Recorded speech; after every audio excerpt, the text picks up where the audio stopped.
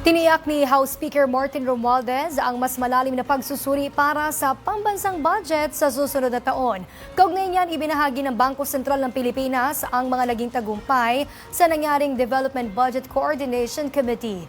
Ang detalye alamin sa report ni Zai Chua. Ipinagmalaki ng Bangko Sentral ng Pilipinas o BSP sa unang araw ng budget deliberation sa Kongreso ang makabuluhang pagbaba ng inflation rate ng mga nagdaang buwan. Ibinida ni BSP Deputy Governor Rolando Zeno Abinoja sa briefing ng Development Budget Coordination Committee o DBCC ang tuloy-tuloy na pagbaba ng inflation rate.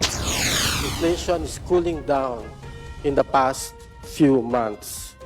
If we can recall, inflation increased right after the Russia-Ukraine crisis.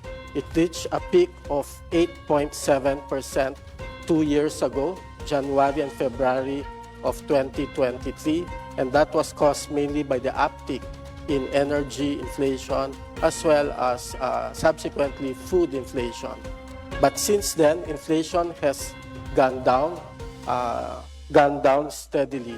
Gamit ang bar chart, inilahad ni Abinoja ang makabuluhang pagbaba sa food at energy inflation sa bansa, sanhi ng pagbaba ng presyo ng langis at mga pangunahing pagkain.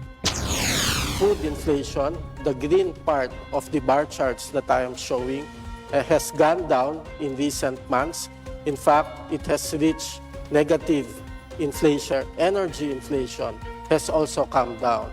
So both these two important aspects of inflation has moderated and facilitated this reduction in our inflation.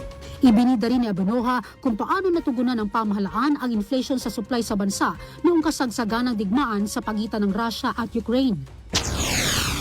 May mga combination ho ng policies na ginawa ang gobyerno at ang BSP.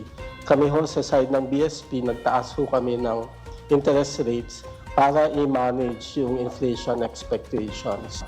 May mga temporary measures ho na ginawa noon para magkaroon tayo ng access sa mga produkto. It is our solemn duty to translate this proposed 6.793 trillion budget into classrooms for our youth, medicine for our sick, roads for our farmers, jobs for our youth, and security for our nation. Tiniyak naman ni Speaker Ferdinand Martin Romualdez ang isang inklusibo at transparent na proseso ng budget. Pinangunahan ni House Speaker Romualdez ang pagdinig sa mababang kapulungan upang tiyakin ang transparency, accountability at pakikilahok ng publiko. Para sa totoong balita sa Bagong Pilipinas, Zai Chua, Congress News.